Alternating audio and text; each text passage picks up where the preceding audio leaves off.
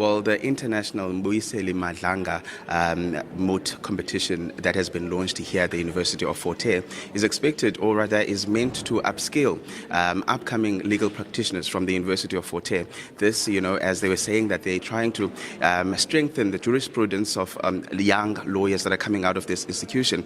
In previous years, we understand that University of Fort Hare has produced mooters that come from this particular institution, but now they're saying that they want to have their own moot court wherein they're going to be upskilling their students, but also trying to get as many partnerships as possible with your Human Rights Commission, with the courts of law here in the Gugombo area, or rather in the Eastern Cape. But now to speak to the man who this moot court has been named after, we speak to Justice Madlanga.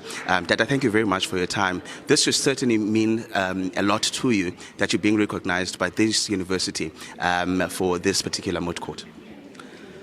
Yeah, I'm truly honored. It's quite touching, heartwarming, and humbling.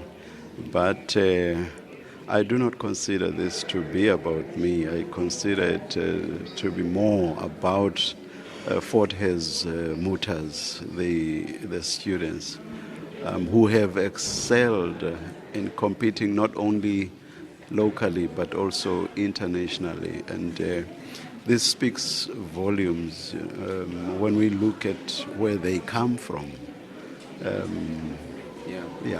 Speak to us about the impact this will have in the justice system of South Africa. We understand that some of the legal practitioners that are going to be produced here are going to be absorbed by the justice system, the government here in South Africa into the justice system. Speak to us about the role that you expect from some of the legal practitioners that are going to be produced here.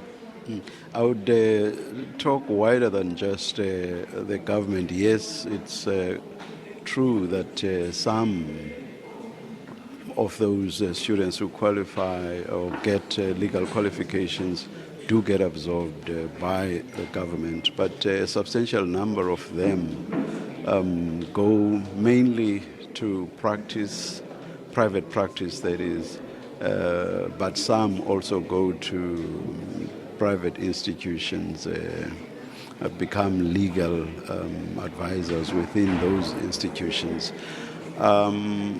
With students who are, like Fort Hare mooters are, showing great skill in arguing and excelling in the manner in which they have, that gives us hope for our legal system.